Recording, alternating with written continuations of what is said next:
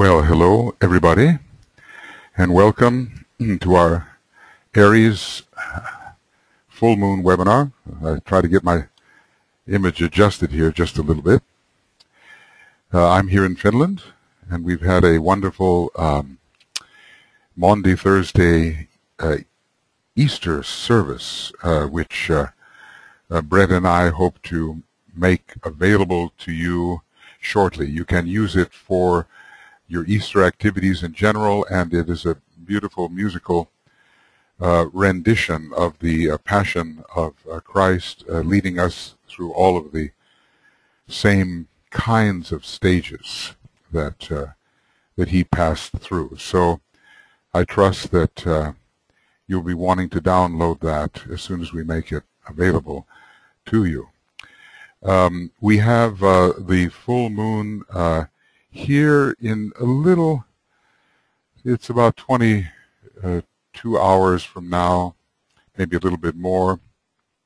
So it's at 10:18 and 39 seconds Finland time, but GMT I believe is 7:18 and 39 seconds. So that will be Friday night.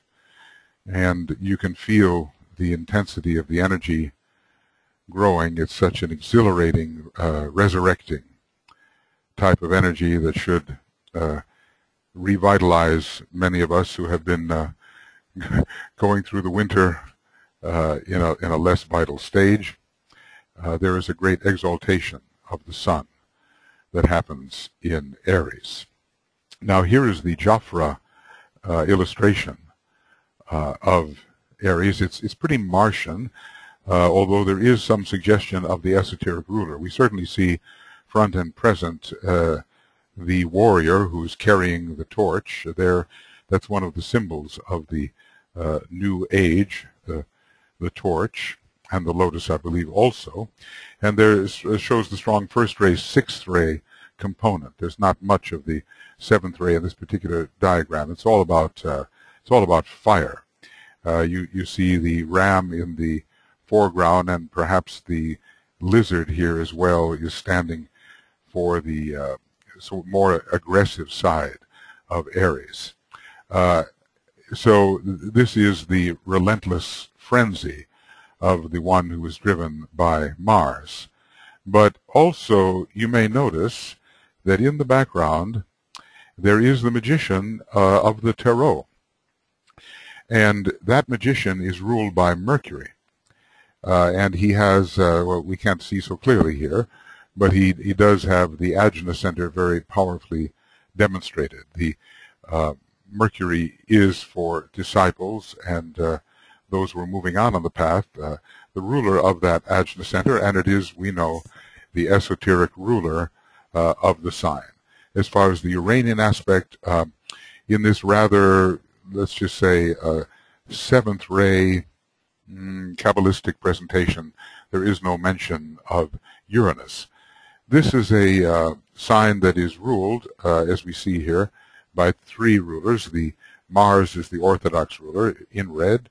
Mercury, the revealing the energy of buddhi or intuition, is in yellow, and this is what helps to dissolve the jungles of illusion. And then we have Uranus in violet, which rules the final burning ground. So Aries is indeed a sign of liberation and resurrection. Uranus, the most prominent first ray planet in our solar system, but that is from the monadic perspective, from the spirit perspective, and it is also the hierarchical ruler of Aries, the major first ray sign. So we can see this powerful sign of commencement, which is operative here, and giving us all, I think, the boost that we need in order to start the astrological year afresh and with power and purpose and aligned with the divine plan. We see a lot of volcanic activity going on here, and so Aries is certainly connected with the Agni Chaitans, as they are called, the fiery essences of ether and of matter. We see the root is singular, but it blossoms forth into duality. And Aries is that emergence of the great unity into the apparently dualistic mode of our present, of our universal process. India is, the soul of India is ruled by Aries, and India has stood forth as the presenter of the great unity, the Brahman, and that is that synthesis, that homogeneity, that final resolution of all dualities, eventually, is what comes in Aries, even though it is a plunging forth into duality as well, with the idea, let form again be sought. But the keynote that we're talking about is I come forth, and from the plane of mind I rule. And when I'm thinking about the plane of mind here, I'm thinking about the higher mind. And I'm also thinking about the influence of Atma, or spiritual will, as it affects that higher mind and the lower mind as well. So it is the will, the spiritual will through the mind. And the power of pure being is realized in the illumined mind at a certain point of evolution. Aries, I suppose, really begins to come into its own at the third initiation, when the great unity is sensed, and the monad, for the first time, the great initiator of the entire pilgrimage, is operative for the first time and realized for the first time. Now, I'd like to turn here, let's see, to, these are Francis Donald's thoughts about Aries, and he has some beautiful images here that we'll see in just a minute. As a matter of fact, let's just look at them right now. This is the image for 2012, and here is the image, the beautiful image from last year at this time. You see the solar angel hovering there. Let's see what Francis has to say about this. It's always illuminating, and we certainly feel the inspiration and the deep blue in which this is found. You know, the lamb slain from the foundation of the world, which usually Aries is coming in on creativity, ray 3, or ray 1 power, or ray 7 order. But there is also that sense of the great sacrifice under the second ray, the lamb slain from the foundations of the world. So I'll switch back and forth between these. I know you probably won't be able to read this particularly, but I will, and then I'll switch back to the illustration so we can see. Matter is the vehicle for the manifestation of soul on this plane of existence, and soul is the vehicle on a higher plane for the manifestation of spirit, and these three are a trinity synthesized by life, which pervades them all. And here we have the great quote from The Secret Doctrine, the three and the one at the point of the triangle, at the center of the triangle, and that is the life energy itself, pure being, and then the Father, the Son, and the Holy Spirit are the three aspects of divinity. And we're talking about, with Aries, being comes forth to manifest. We're talking about pure being descending into manifestation. Through the one-pointed efforts of the soul, the struggling jiva, jiva is the extension of the monad, who goes through this lengthy pilgrimage lasting millions of years. So the struggling jiva is inexorably drawn towards its true self, until finally, after eons of focused endeavor, the disciples' mental, emotional, and physical vehicles are brought into alignment. The Hierophant, that's the diagram, rather the illustration which we have seen for 2012, the Hierophant. Let's look at it again. There it is. So get that into your mind, and you see the man, and that which stands for the soul in the center, and that which stands for the spirit above. There's so many things in these wonderful illustrations. The Hierophant depicts this moment when the soul presence permeates the disciple's brain and thus confirms the fact of the soul's existence. And I think you see that That which stands for the soul has its illumined hands around the head of the rising disciple, and this is the symbol of the permeation of the soul into the brain of the disciple. The fact of the soul's existence. This knowledge renders the hitherto assumed reality of the three worlds futile to attract and hold, and this is the first step out of the fourth into the fifth kingdom. So Aries is inaugurating the new age, and in many ways Aries initiates the beginning of the return to the Father's home. Every new entry into a higher dimension, as well as the lower, when we're plunging into matter, is carried on by Aries.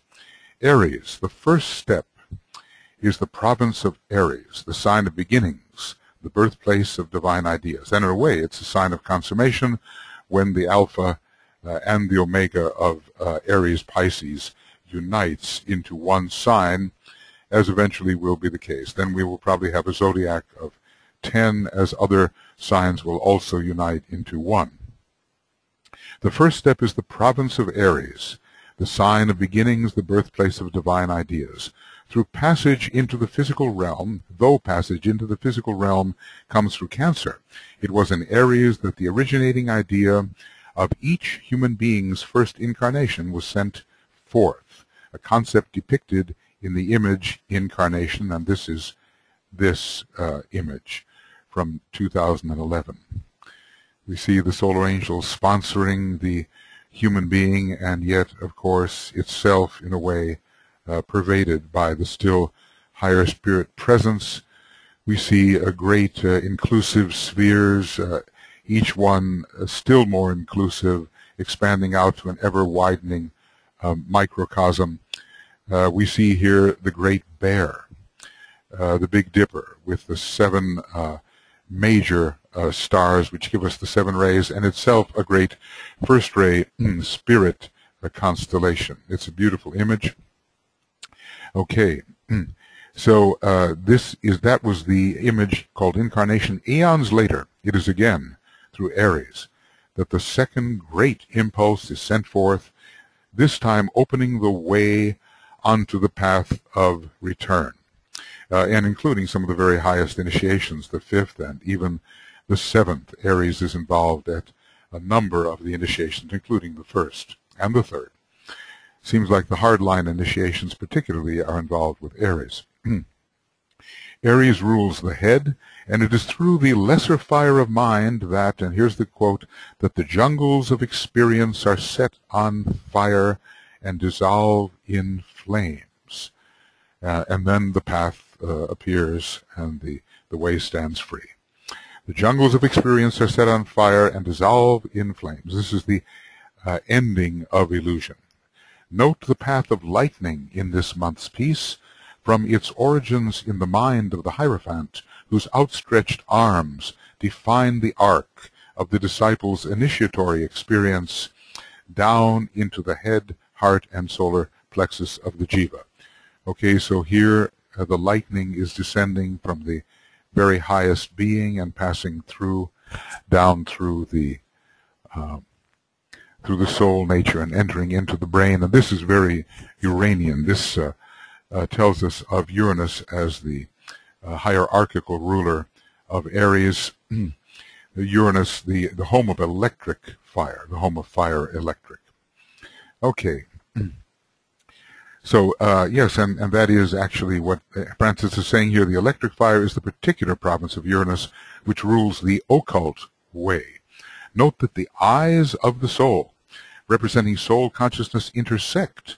The experiential arc for Uranus symbolizes the effect of the soul upon the personality. And here we see the eyes of the soul intersecting this great arc, which goes through the monadic embrace. And of course, here are the upward turned arms, and here are the downward turned arms, and we have a complete coming together implied here. Okay, now the geometry of this. The geometry of Aries is the initiating point, the point of light within the mind of God. The ability to apprehend this point is described in a treatise on white magic. Through the gradually growing synthesis of the meditation process, carried on by the soul on its own plane and that of the aspirant, the man manifests in the physical brain a point of light which has been occultly lighted on the plane of mind. This tells us about the magical process and the relationship between the soul, mind, and brain, especially the etheric brain around the pineal gland. And here is a statement about Uranus. Uranus, the hierarchical ruler of Aries, rules the occult way and is, in an esoteric sense, connected with the Hierophant of the mysteries of initiation. Yes, we meet Uranus at the 3rd degree where Aries is so prominent, and we meet him in terms of Sanat Kumara, the Hierophant, at that initiation. The following quote sheds much light on how Uranus and Mercury together rule in Aries. Uranus embodies the energy of the 7th ray, and its work is analogous to that of Mercury. For the 7th ray is the ray which relates spirit and matter and brings together electric fire and fire by friction, thus producing manifestation.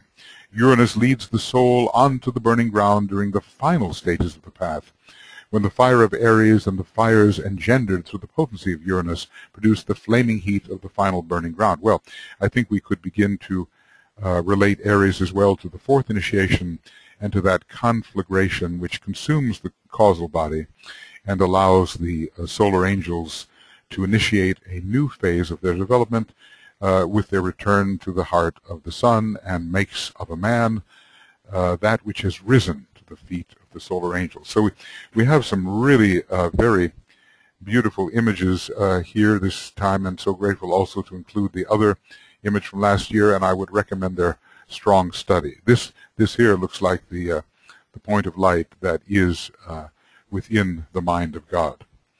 All right. Thank you, Francis, for these. Now we will, at this time, begin our meditation. Yes.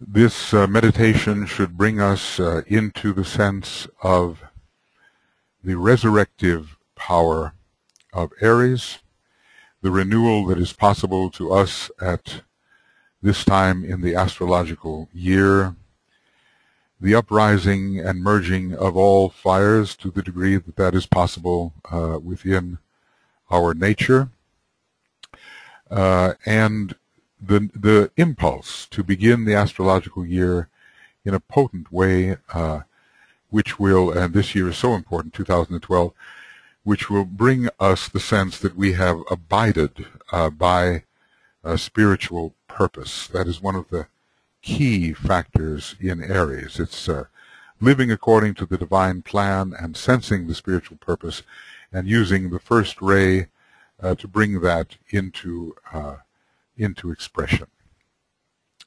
So we are still in, I suppose, we are in a day of a day of detachment and renunciation. These are the days of preparation. We're in a day of dedication particularly, and we are moving shortly into the 12-hour period before the full moon and the 12 hours afterwards, which can be called, I think, days of safeguarding, of receiving and holding the energy. So everybody, let us, I'm going to make this image perhaps just a little smaller. It's not really necessary. We'll do that. Okay. Hopefully, if it's ever necessary, we can use it. Okay.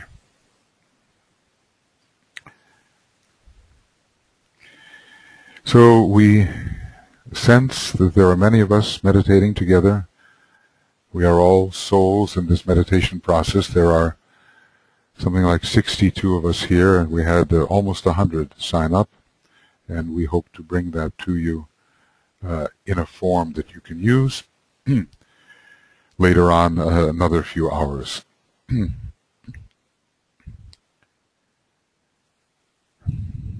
So we withdraw the consciousness from the personality. We use the breath to quiet our vehicles. And we withdraw our consciousness, abstracting it from the outer surroundings represented by the senses, and we withdraw the consciousness from the sentient astral nature, the realm of feeling, realm of desire,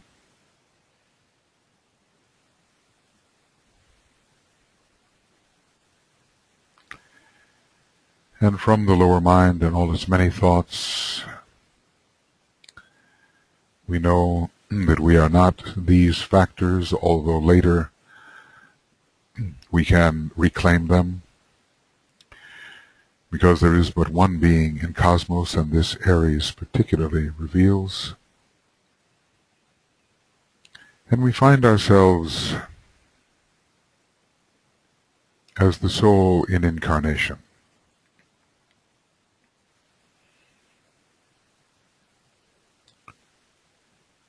The observer of the personality,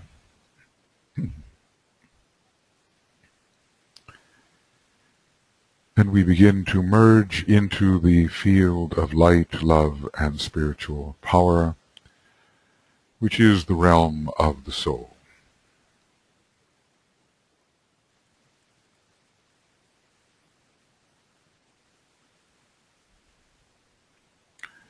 So all of us as human beings in many different places of the globe, we are as if all at the same point of consciousness and of being.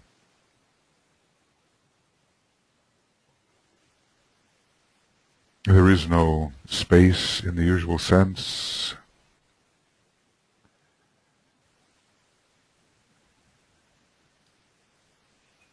We are one integrated unit, one being within the all-inclusive being, and we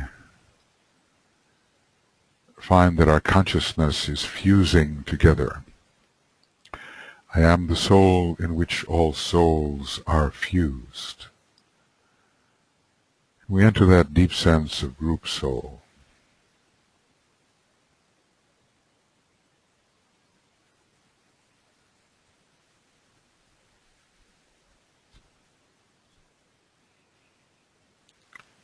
And from the sense of ourselves as a meditating unit, we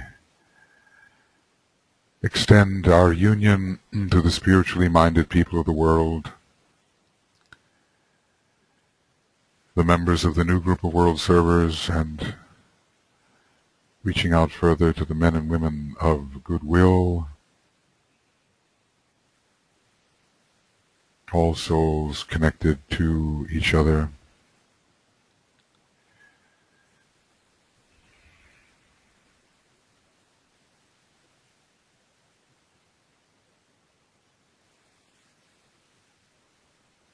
The many who have gathered during these days with a crescendo towards the full moon to unite in consciousness, unite in the sense of being, and bring the power of the available energies into the consciousness and energy system of humanity.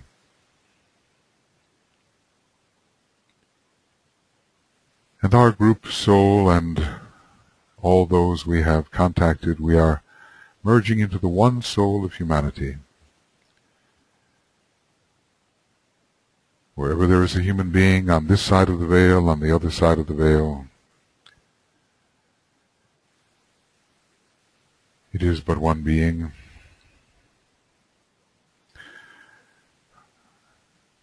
Harmlessness is the expression of the man, of the life of the man who realizes himself to be everywhere. Everywhere in humanity we are. It is but one life, one humanity. We try to feel as deeply as we can that there is no my soul or thy soul,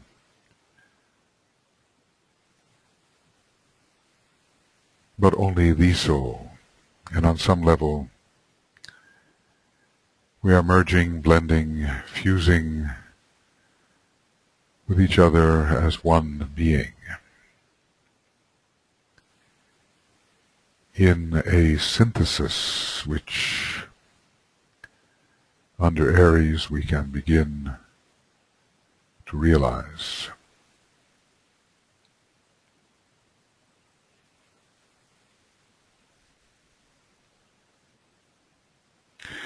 We're going to work with a point of mental tension, at first on the lower mental plane, and that is fed by the will of the soul. Let us call it the point of group mental tension around the mental unit of the group, fed by the group soul, and by all the apparently individual souls within that group soul, the will nature of the soul coming through and strengthening this launching point for the Antakarana, this place where we have the intention to contact the higher worlds,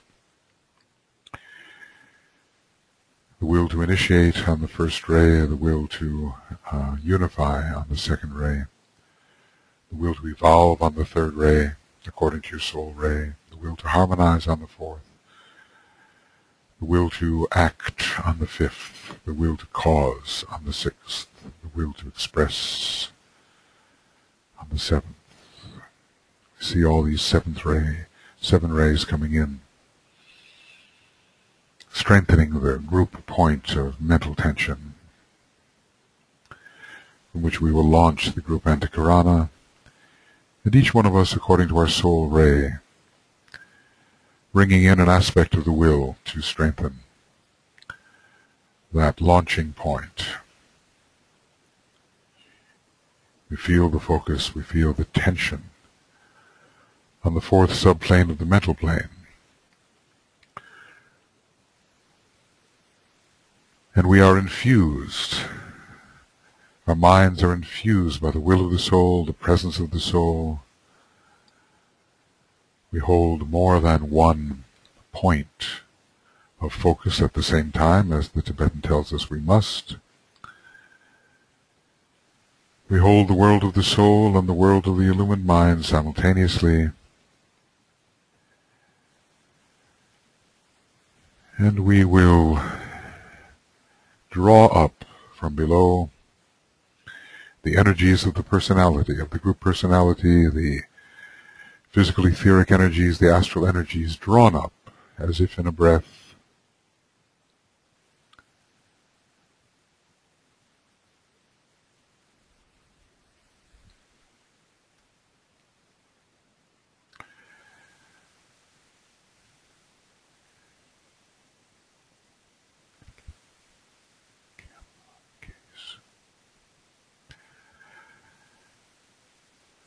We draw them up.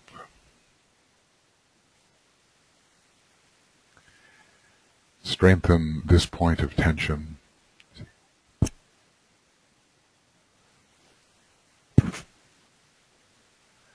And then we begin to visualize the individual and group Antakarana according to the color.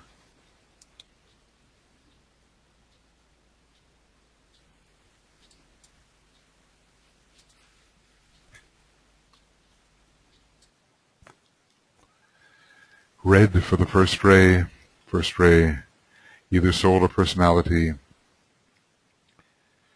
Indigo for the second, green for the third, yellow for the fourth, orange for the fifth, the rose color for the sixth ray, violet for the seventh. We're going to build in the creative imagination our Antakarana, first individually, consisting of the colors of the soul and personality ray. Take a moment to visualize that.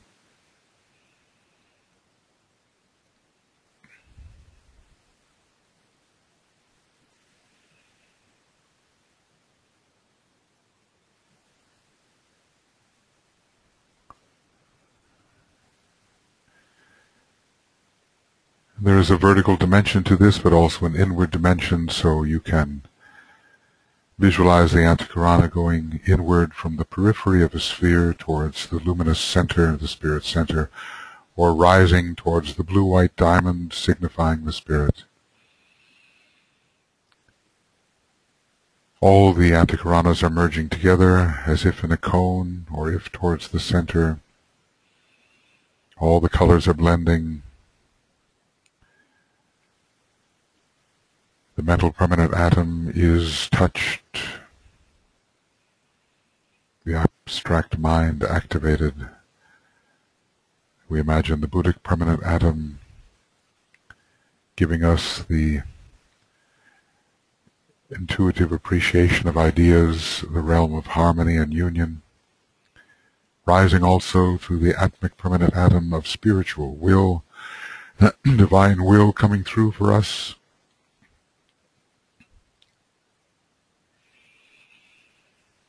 And finally, imaginatively into the very center of the blue-white diamond.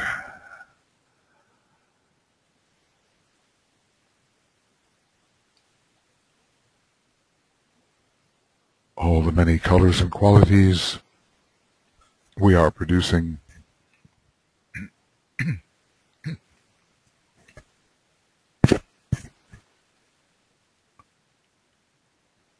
and we will then, as a gesture of united group tension, an expression of this, see a flash of pure white light across the Antakarana, merging through and into the blue-white diamond and carrying the quality of all the different vehicles of the triad. We will think inwardly to ourselves, I see the greatest light, second ray, word of power, as we sound the Om together on the second ray note, G, and we will think, I see the greatest light, 3 times.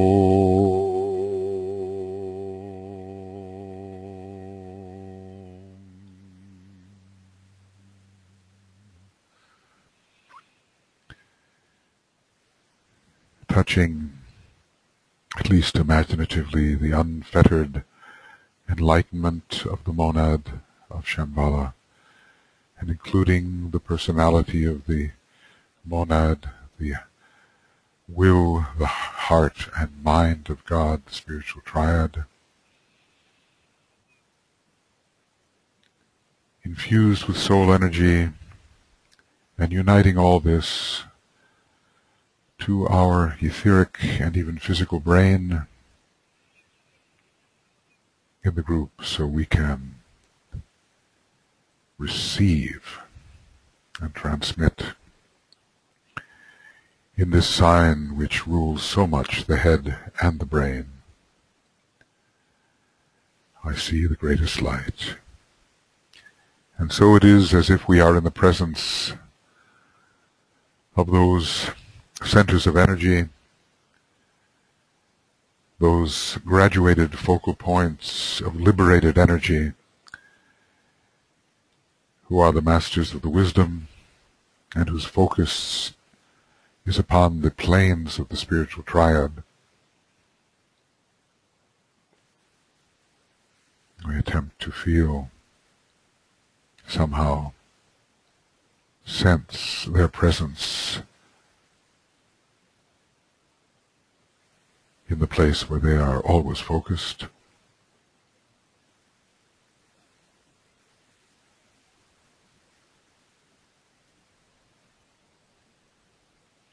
We are going to express our cooperation to them, our intended cooperation, our co-creatorship with them in inaugurating and manifesting the divine plan as it is done in Aries, through our salutations, our expressions of solidarity with those that we occultly recognize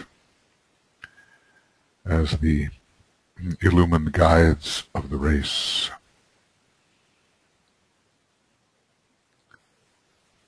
So first and foremost, to the Master of all Masters, the teacher alike of angels and of men, to the great Lord Maitreya, the head of the hierarchy and the world Savior, we will offer our salutations.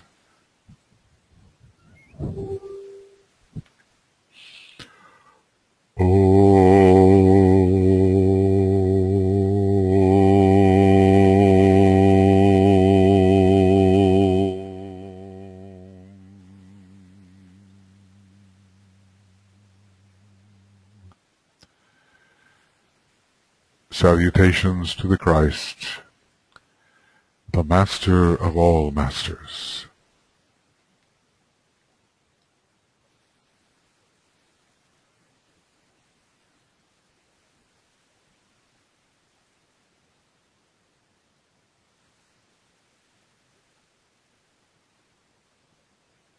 To the one who demonstrated for us the principle that we celebrate at this time of resurrection.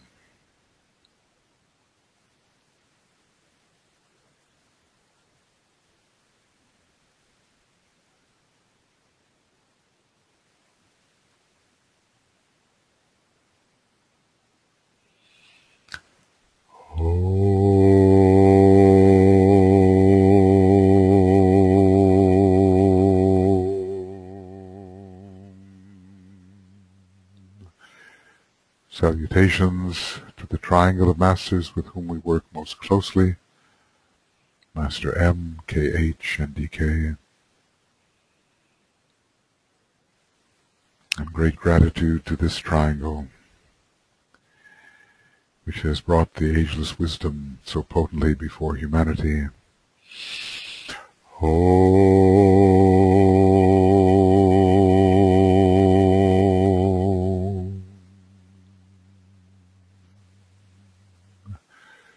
Salutations to the Master Morya, the head of all esoteric schools and organizations.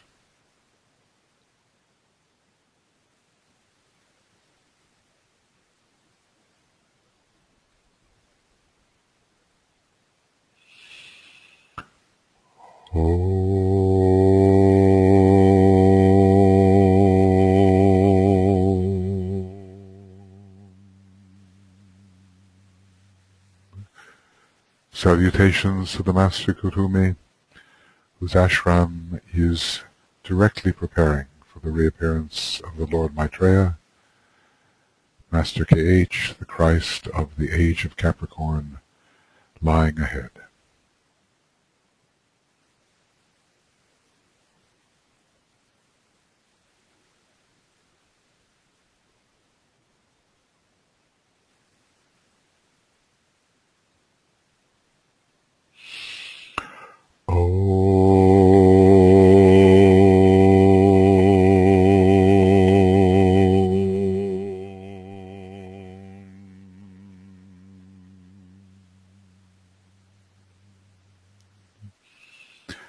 Salutations to the Master DK, the messenger of the hierarchy, the one who has brought us the blue books, the great teaching which we study.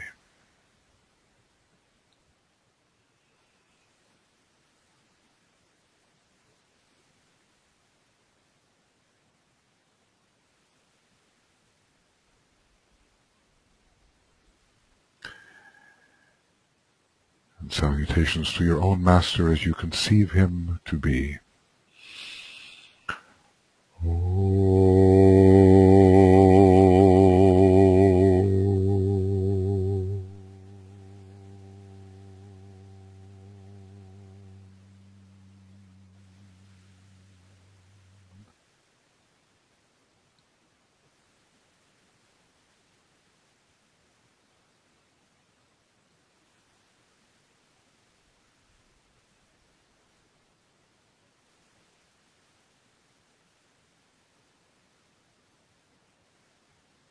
And to all the members of the spiritual hierarchy of our planet, the Chohans of the 7 ashrams and the various masters that are bringing the plan into manifestation.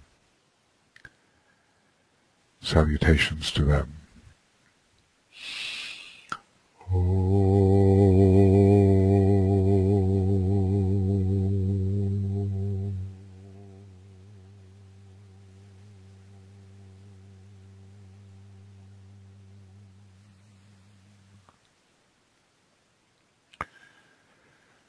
Holding this alignment on the plane of the triad, raising our consciousness imaginatively toward the center where the will of God is known, and with deepest reverence and in all humility we attempt together, identified as the group soul, the group being, at one with all humanity, to attune to the presence of Sanat Kumara, the youth of endless summers, identified with Aries in this aspect. Sanat Kumara standing at the very center of Shambhala. As a group we seek to attune with the energy of purpose, will, divine presence.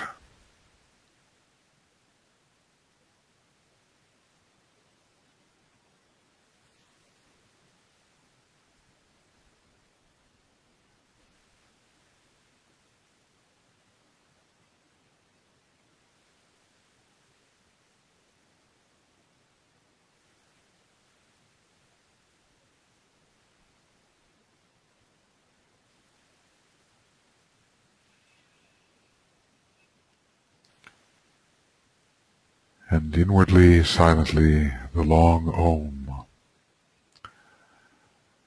as we imagine the group and all humanity and our entire planet imbued with the energy of the youth of endless summers, the King.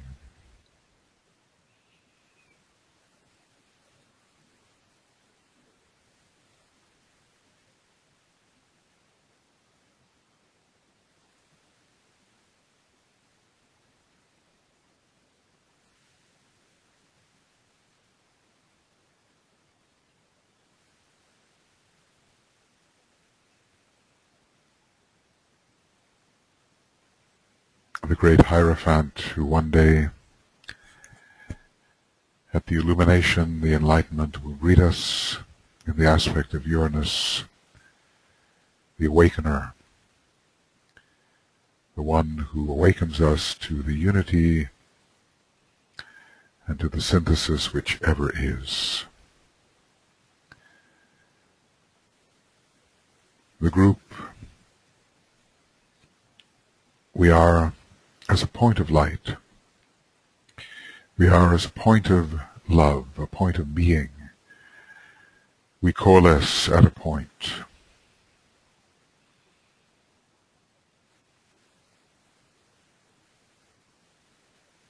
In our spiritual nature, and we hover above the golden pathway that leads to the indigo sun, which we visualize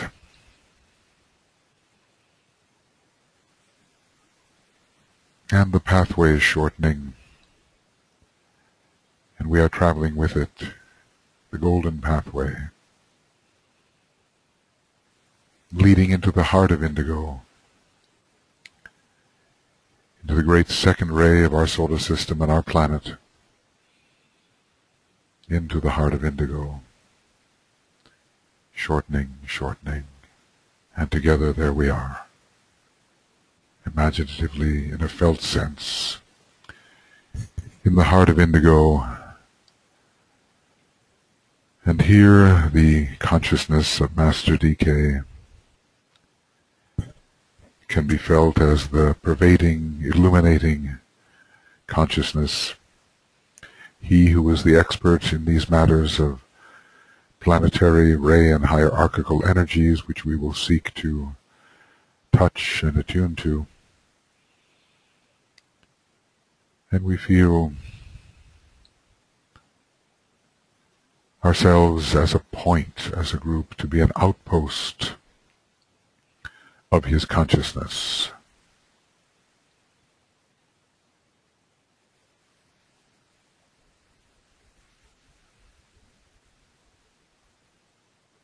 All of us, wherever we are, at the point and imbued by that portion of his understanding and illumination that we can receive.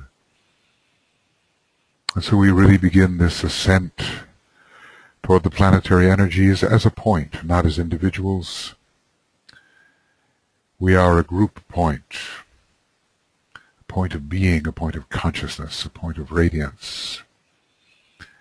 And we will begin attuning to the energies increasingly available now, the energies of at first Mars, then Mercury, then Uranus. Mars, the exoteric ruler, giving the fortitude and the will to fight for the higher ideal. We all need that. Mercury, the esoteric ruler, conveying the power to apprehend the archetypal idea and to destroy illusion through a fiery, intuitive mental process. The jungles of illusion are set on fire. And Uranus, the hierarchical ruler, conveying the electric fire of pure will for the ultimate vivification of the entire human energy system through its linking to the world of being. So these are the three we will approach, these three, as if the Devic life connected with them can convey to us something of a quality now available, and we in the group can absorb it, be energized by it, express it rightly. We can do that. And absorbing as we do, we can make it easier for humanity to rightly absorb and express these energies now available. So there is some intelligence, some wisdom in the entry of these energies into the human race at this time, instead of just unconscious, unwise reaction. So it is Mars, in the carmine red, the fiery Mars, the beautiful brilliant red, the planet of all warriors. We meditate on Mars, bestowing the spiritual courage, the undying fiery aspiration for fusion with divinity and for the successful manifestation of the divine ideal embodied in the divine plan. A non-sacred planet that we all need to stimulate our spiritual courage and fiery aspiration. Remember what Master Morya is always saying. He who is the one to be remembered on March 24th, Morya Remembrance Day, strive fierily, he says, apply fiery striving. We ponder this energy the disciple needs. and all humanity rightly needs.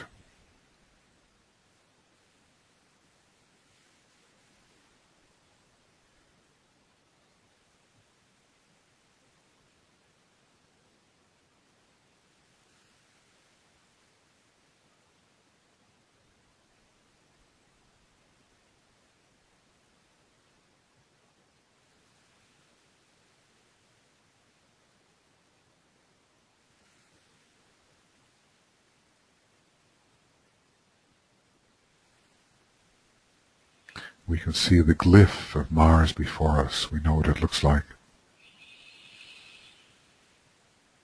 A radiant red glyph through which we can in the group absorb the energy as we open our consciousness to impressions born upon the Martian stream.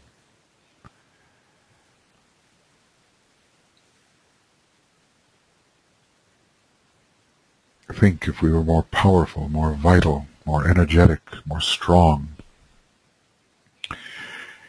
in our spiritual work, more invincible.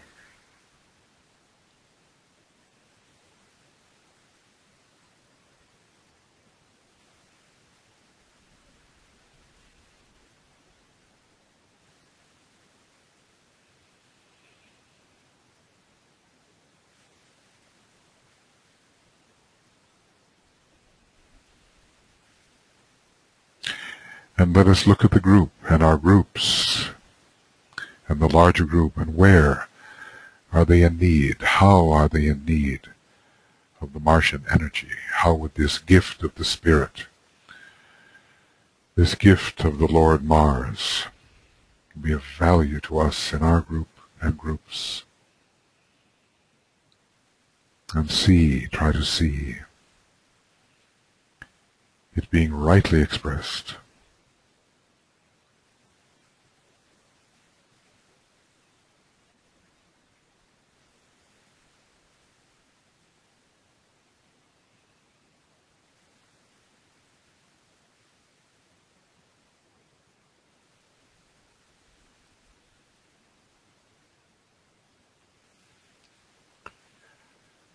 Power of the rightly oriented, unified personality, ready to serve the higher energies,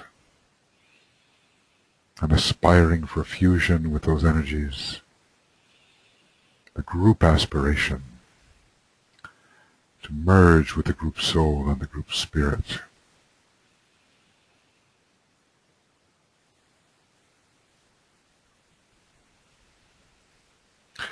And as we sound our Om on the red note, which we will use as the C, we will see the group imbued by these red energies, but not for war and friction, but for strength,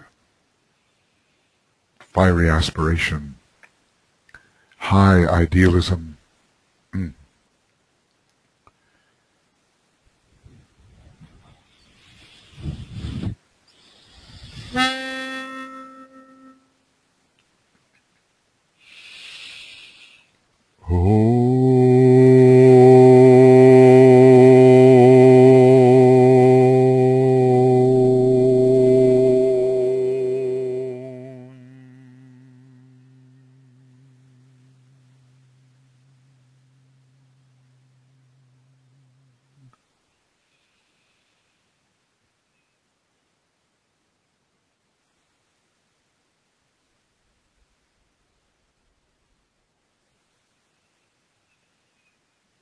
May our group and our groups be strengthened.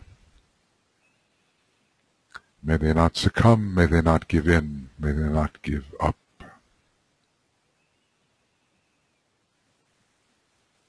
But forward move at all times on the destined path.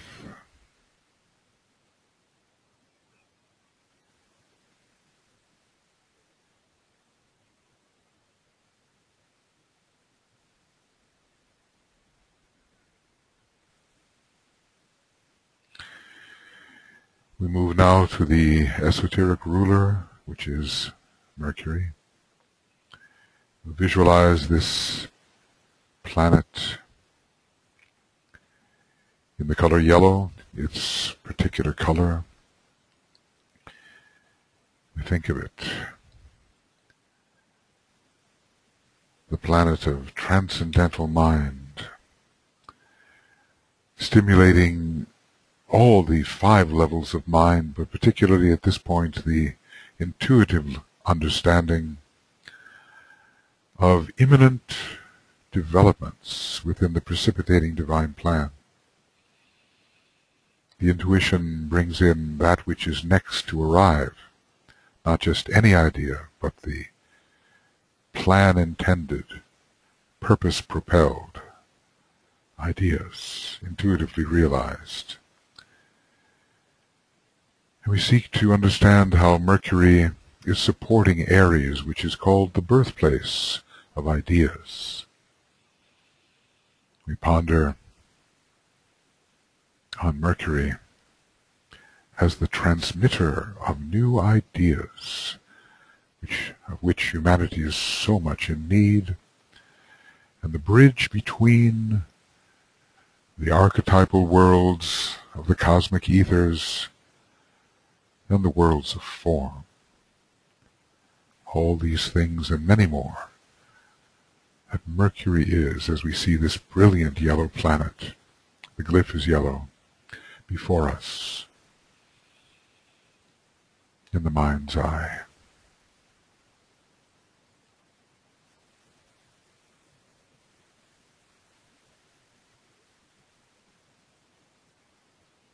This planet of the Antakarana, helping us bridge into the triad, and via which, over the Antakarana with speed and light, these beings called ideas are transmitted to us, their effect.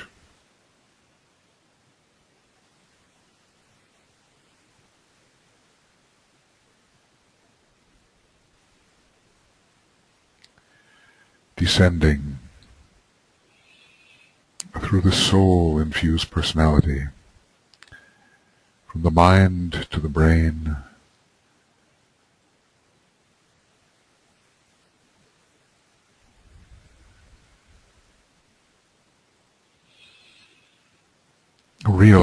recognizing intuitively the great formative potencies which are found in the world of ideas.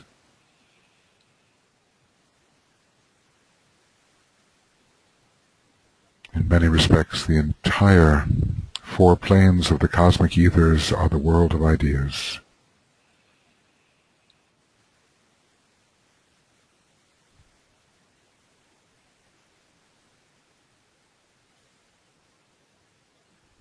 And as a group, we can become illumined, we can become enlightened, we can be energized by the power of ideas, whose time has come. New ideas now.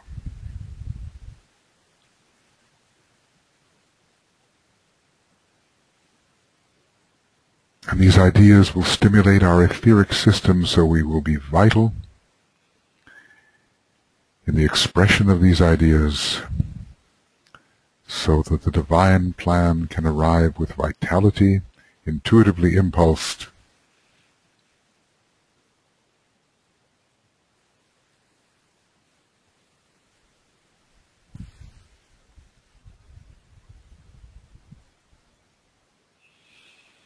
feel how vivified the group Antakarana can be under the energy of Mercury.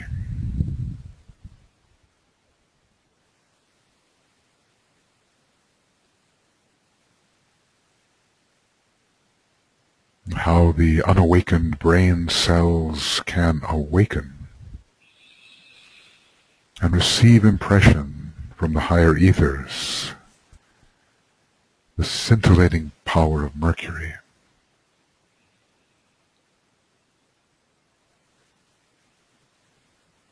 Restoring sight to the blind,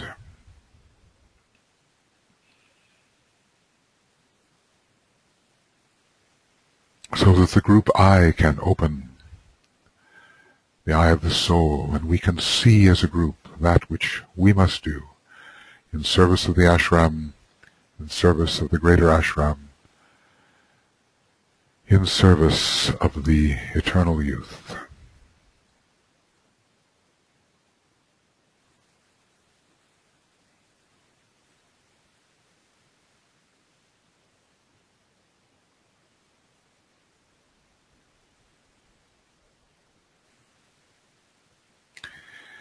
And we let this energy come into our consciousness in the group. We feel the Mercurian stream of energy. It impresses the group, it enlivens the group, it stimulates the group, it connects the group via alignment to that which often seems out of reach, but now it is not. The impelling ideas of the divine plan, modified, qualified for each of us, adapted by each of us, so we can really be servants of the divine plan, just as Master DK is. He, Mercury, he the messenger, he the one willing to go any place, do anything that is needed, and we too.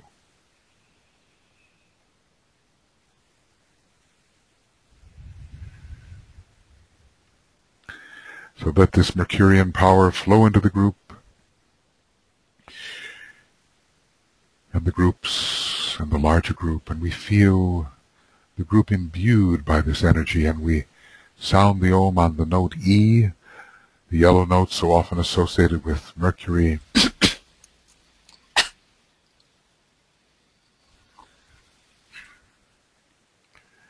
The note E.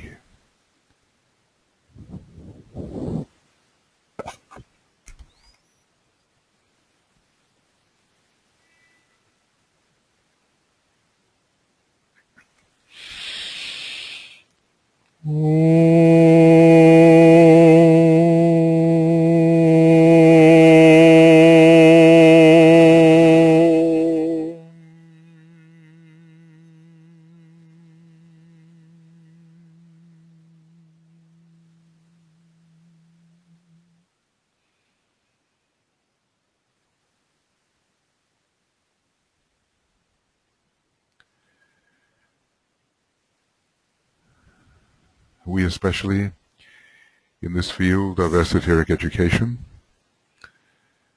seeking to spread the knowledge and teaching of the ageless wisdom wherever we can, we especially need Mercury. One can feel this energy and how we can use it, greatly impulsed at this time of Aries. And now we continue our alignment onward into the magical power of Uranus, the violet planet, at least violet for the time being, while we celebrate its seventh ray soul. Yet monadically, as DK hints and even is explicit in saying, it is the great father, the home of electric fire, the first ray monad. Uranus conveying the power to bestow inspiration for the total transformation and renewal of the individual and the group personality, even the group soul. We seek to understand Uranus in relation to Aries as the power that enables the initiate to tread the final burning ground. Well, what is final? But by this I think DK means at least that which is final for humanity, leading to the fourth initiation, to the great conflagration, to the liberation of the man who now has risen to the feet of the solar angel, and the liberation of the solar angels back to the heart of the sun, or back to the central spiritual sun, the spirit aspect and the soul aspect of our solar logos, the liberation of the burning ground, overcoming the illusion of time and space. Uranus, the planet of simultaneity, particularly can do that, overcoming the illusion of time and space and establishing in consciousness the reality of the synthesis which ever is. Uranus, electric fire, first ray, seventh ray. The hierarchical ruler of Aries.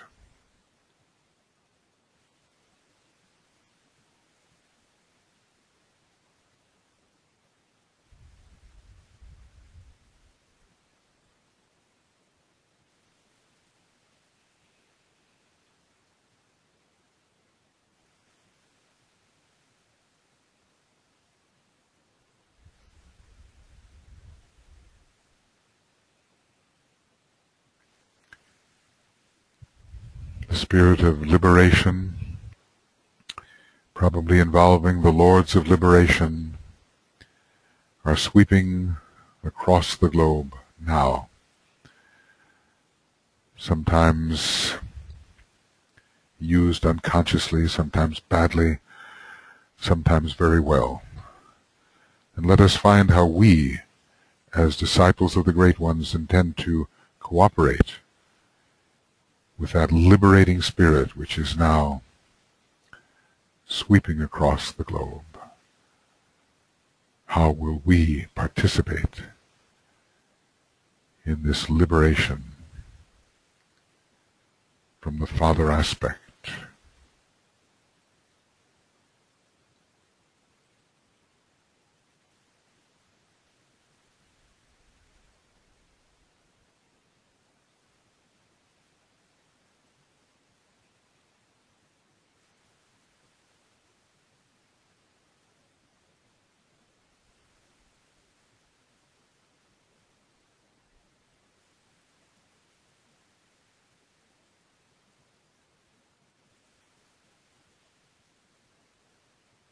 The electric fire, blending with solar fire, blending with fire by friction. So we become a truly unified human being, able to touch, feel, use all three aspects of divinity.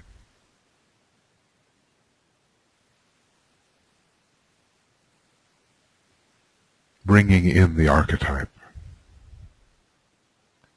that is in the mind of God. The cosmic divine ideation descended into the solar logos, descended into the planetary logoi. The archetypes conceived one day to express upon earth. The will to expression through Uranus.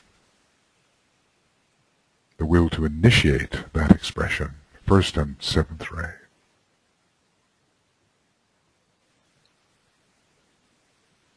We can be electrically empowered. We can, and we see this as if it were coming into the group, opening to the violet stream, maybe even to a stream of lighter blue, the aqua, one day. Vivified in our etheric nature, in our mental nature, the abstract mind, the spiritual will, but also conveying energies from Sirius to the hierarchy. That is the uniqueness of Uranus. These qualities are coming into our group and our groups. How vivified we feel, how electrified we feel, how ready for the new.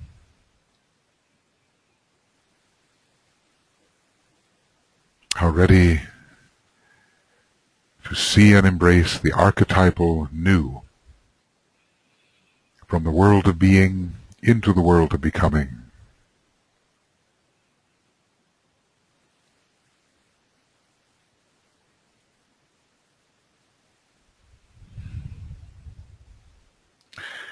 And as we visualize the ways that our group and groups can utilize this renovating energy, this energy of renewal, of transformation, of transfiguration, of translation, of transubstantiation. Uranus, the ruler of the cosmic ethers, where we begin really to live. We will sound our Om on the note B, the violet note.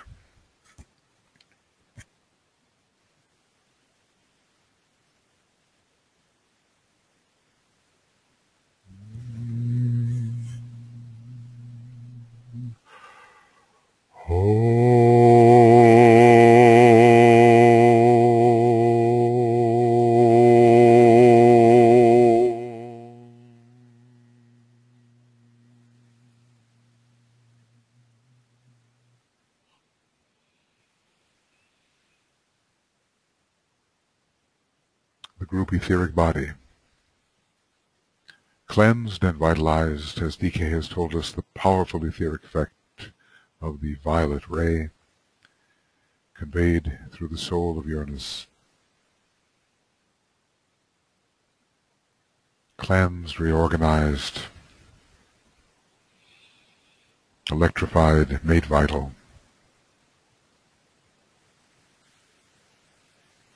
Mars, Mercury, and Uranus.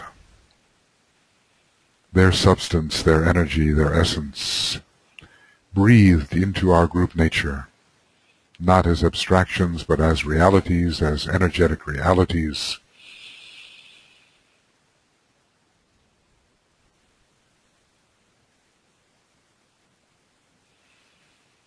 Breathed in.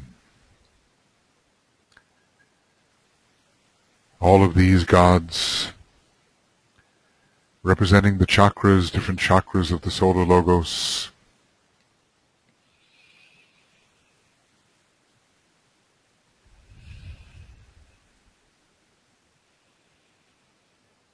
In this case, especially the head, the ajna, and the sacral and solar plexus centers, the great logos of blue. The one who pervades all aspects, from the tiniest subatomic particle to the great planetary gods, the solar logos, the blue logos, the god of fiery love, the heart center of the local cosmic logos, the great heart.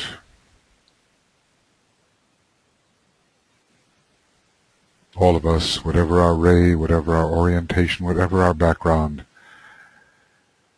part of this God of love, wisdom. Monadically, we inhere within the sun, within the solar God, the great presence, the God of love, the great presence.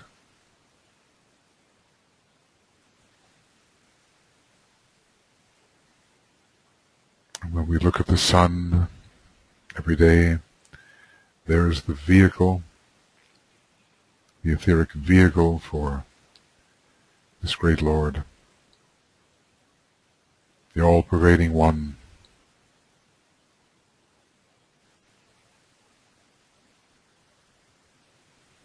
the transforming point in the Dorje,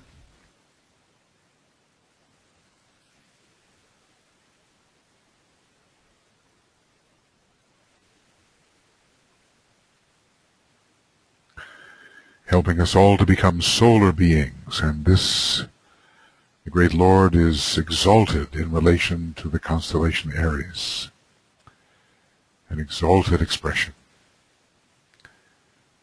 The solar time, the highest expression of the sun, the exaltation in Aries.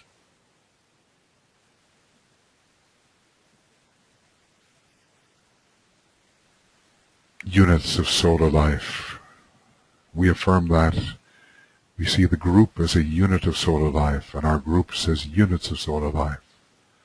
One day humanity to have a second ray soul, one day humanity a unit of solar life, expressing on the intuitional plane of harmony and love wisdom. The love wisdom pervasive.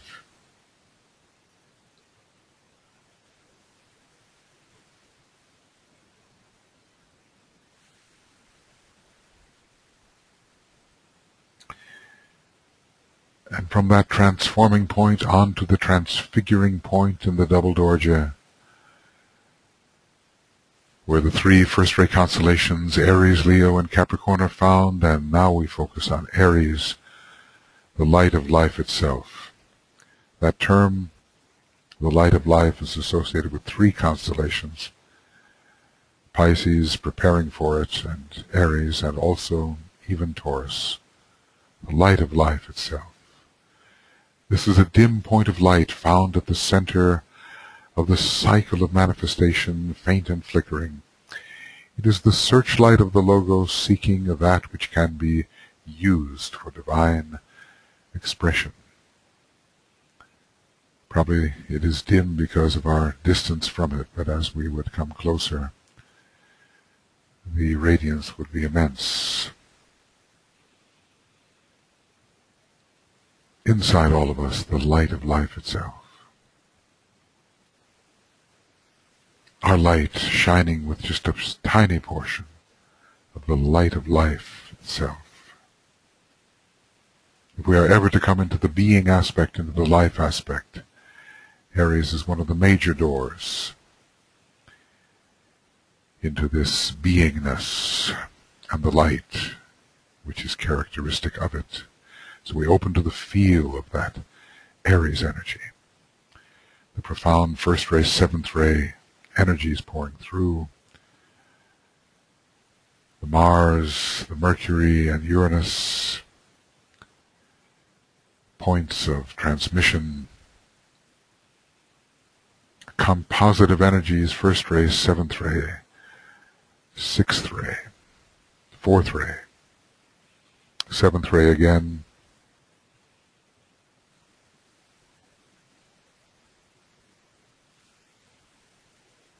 The forces of restoration are with us. Enlightenment coming next month. Restoration now. The restoration of the plan. Restore the plan on earth through divine initiative.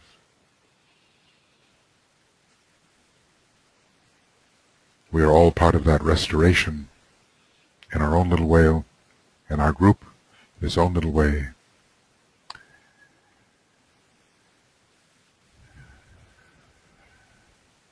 And now, the constellation itself,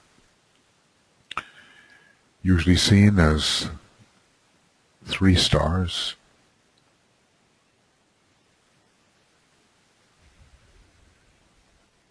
potent stars. And we think together, we meditate, we ponder. I come forth, and from the plane of mind I rule. And who is the I that is coming forth? And which plane of mind is it? The lower mind or the higher, or both? I come forth, and from the plane of mind I rule. Let us think of this in the individual and the group sense.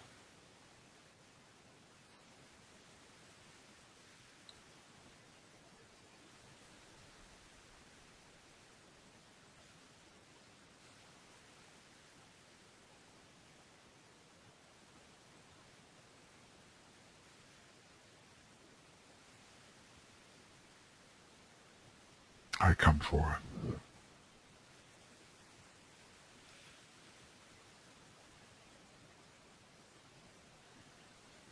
And from the plane of mind I rule.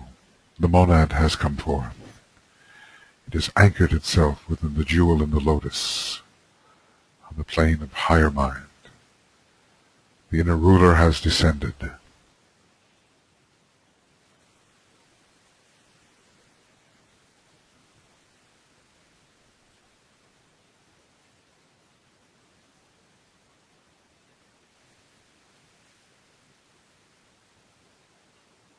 I come forth.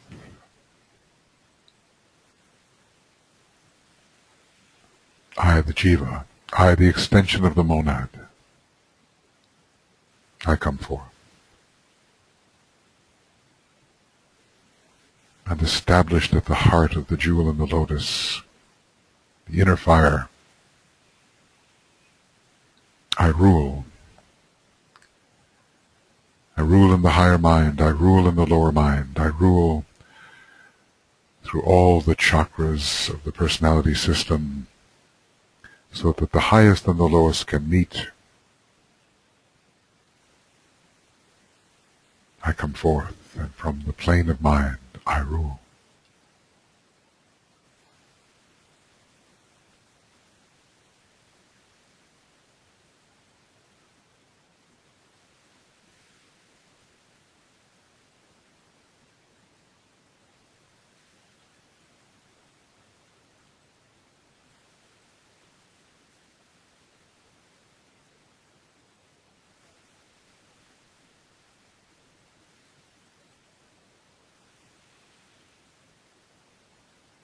Do we, the monad in incarnation, do we rule our elemental lives? Do we rule the great personality, elemental? Do we rule even our individuality on the plane of higher mind, so that no mere soul objective distracts us from the reappearance of the Christ as the main objective? I rule all my wayward tendencies according to divine will and purpose.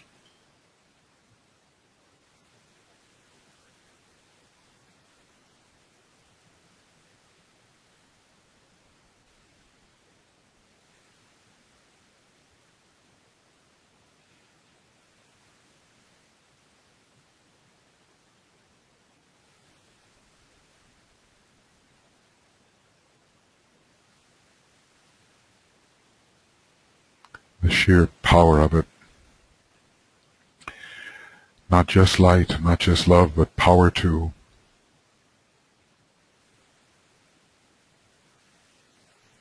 We must not be afraid of power.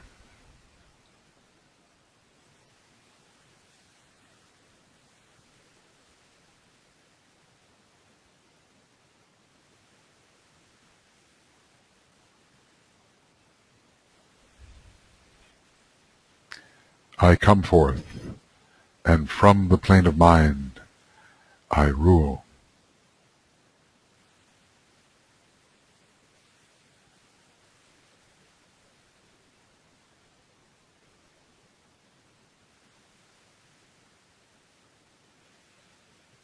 Let that be so for the group, for the new group of world servers, for the men and women of goodwill, and eventually for all of humanity, according to the plan and the purpose. Let rulership come. And as we approach the full moon, let us bring this power of spiritual rulership into our nature, into the group nature. Let us be imbued by it. I come forth, and from the plane of mind I rule.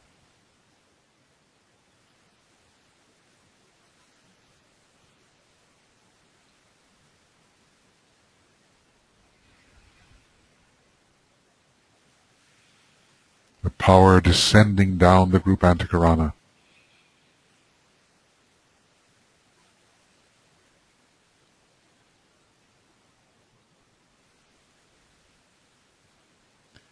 really the power of the monad, really mediated through the jewel and the lotus and the love of the soul,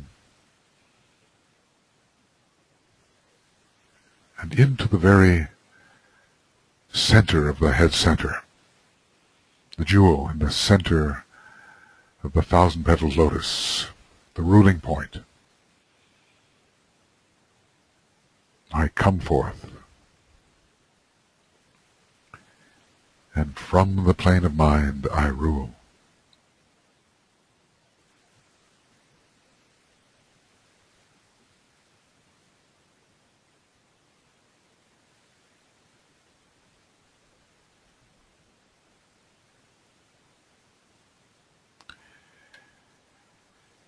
The alignment that we wish to visualize all the way, though we can touch it only in the imagination, the center of the Pleiades, the one about whom naught may be said, out through the Great Bear, through the constellation Aries, through our solar logos, through the ruling planets Mars, Mercury, Uranus, and also Vulcan and Pluto, first-rate planets, into Shambhala under the law of assembly. Through every one of us is a monad, a point of pure being. Through every one of us is a soul of love, wisdom, essential of wisdom. Through the group soul, the group personality, supporting this vivifying, renewing, initiating energy. Together inaugurating the astrological new year at the time of the Aries full moon.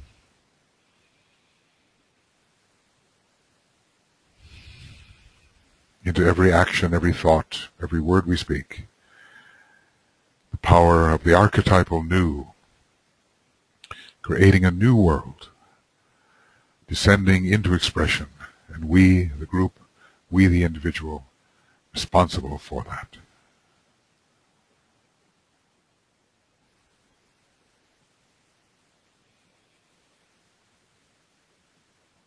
In alignment with Shambhala, hierarchy, humanity, our groups,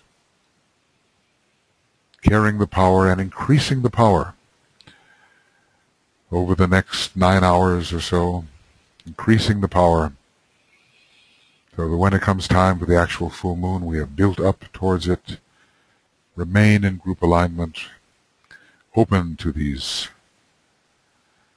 planetary and ray energies as if they are realities, distributing them in our thoughts and our imaginings and our words and our actions. These energies, rightly applied to humanity, let us visualize that, rightly applied. Some problem in the world, so many problems, but some problem in which this Aries constellation of energies can be rightly applied to help a new grasp, a new approach, solving or initiating the solution of at least one major problem humanity has. Where would you see it?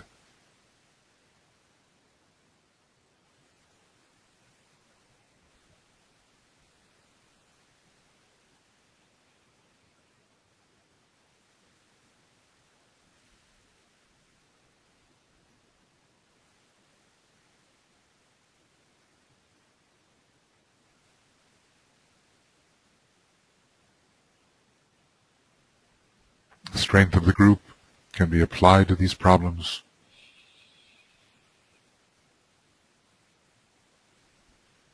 What could impulse the solution?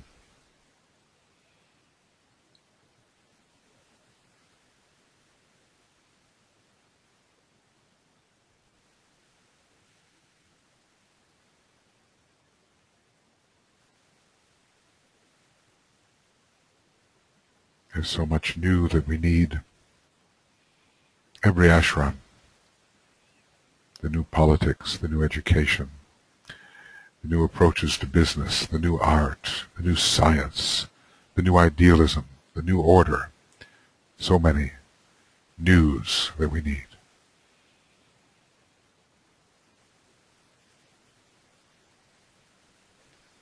And the very important New World religion. Since if there is a war to come, on the physical plane. Let us hope it never descends. It will be in the department of religion. We need the New World religion, so that the outworn may fade away and the salvageable may merge and blend into the New World religion.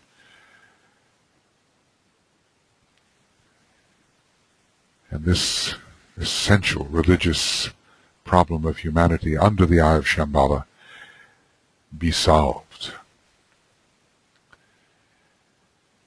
Let us use the red note again, and we will breathe the Om for 3 times into the area of solution that we have conceived, 3 times forward, visualizing the solution.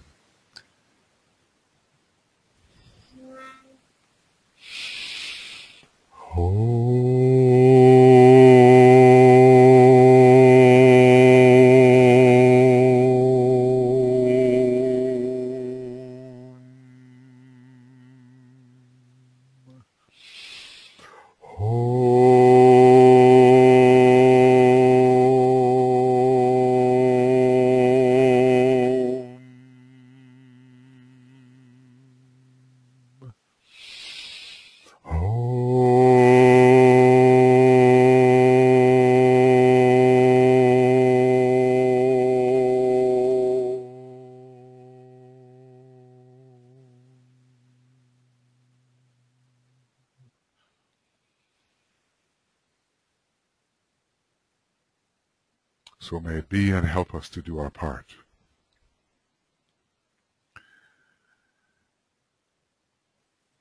And so together,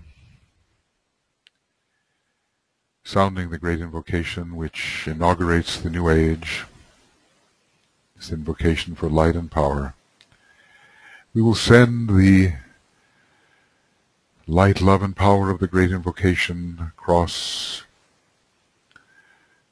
and within, touching all beings, especially at this point human beings, whether in the body or out of the body.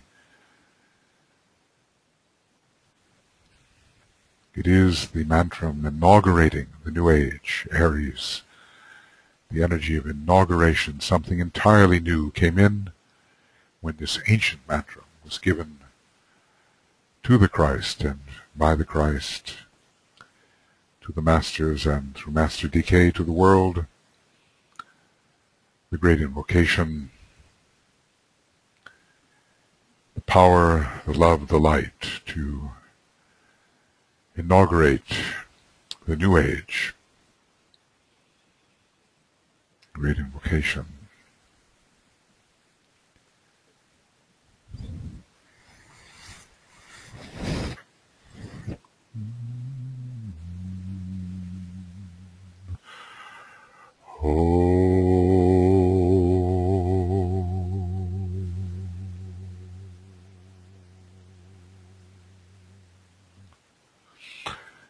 From the point of light within the mind of God, let light stream forth into the minds of men. Let light descend on earth.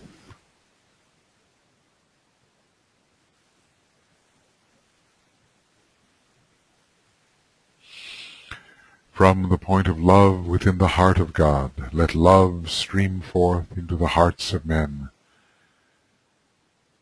May Christ return to earth.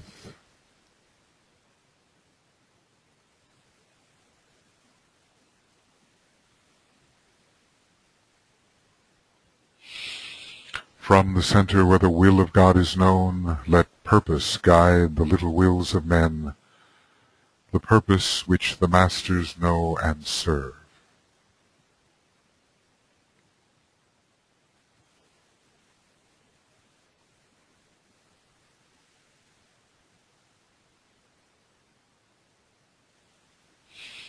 From the center which we call the race of men, let the plan of love and light work out, and may it seal the door where evil dwells.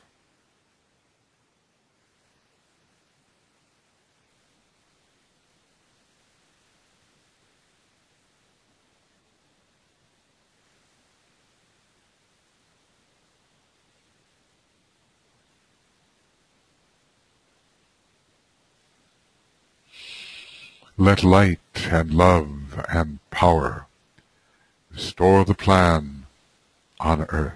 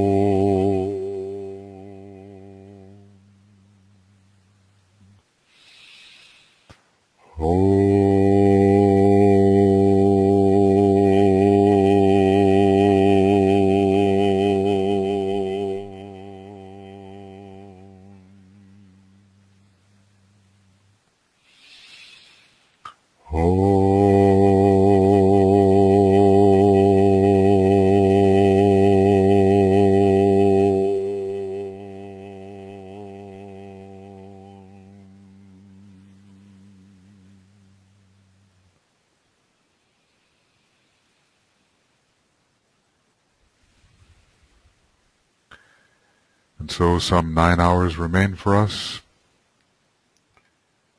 Just about that. Maybe a little less. Until at 7:18 and 39 seconds in the evening, Universal Time GMT, we celebrate the beginning of the astrological year. Maybe even we could say the equinox is that, but certainly the Aries full moon. We begin with light, love, and power this new year. So work hard, keep it generating within yourself, be ready for that supreme moment. We've had about 70 people working with us, maybe a few more. Thank you for attending, participating. And as soon as Brett and I can get this ready, we will have the recording ready for you, and we'll also be sending out the Easter service, which we've had here in Finland at Rauhanlinna. So have a wonderful Aries meditation, and may you and all of us feel empowered by this magnificent first ray Aries energy, and accomplish more in this year, 2012, than we have in the last, let's say, 10 years. A good first ray number. So may it be. Okay? And good night, good day, good morning. And we'll be with you in meditation at that time. See you then. Bye-bye.